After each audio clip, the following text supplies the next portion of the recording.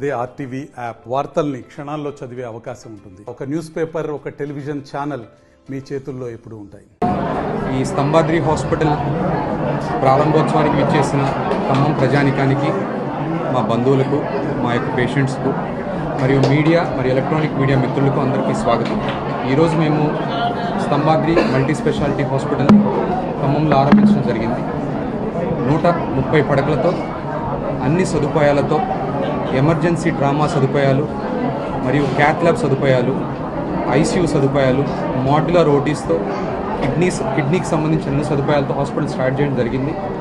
మా దశాబ్ద కాలంగా మేమందరం కూడా ఇక్కడ ప్రాక్టీస్ చేస్తున్న అందరం డాక్టర్స్ అందరం కలిసి ఒక మంచి ఇన్నోవేషన్తో బెటర్గా చేయాలి, సర్వీసెస్ అన్ని ఒక చోటకు తీసుకొచ్చి సర్వీసెస్ని కన్సాలిడేట్ చేయాలి. ఒక ఎమర్జెన్సీ పేషెంట్ రాగానే మళ్ళీ సిటీకి బయటకు వెళ్లకుండా ఇక్కడే అయ్యి తన యొక్క ఆ విలువైన సమయాన్ని కాపాడాలి.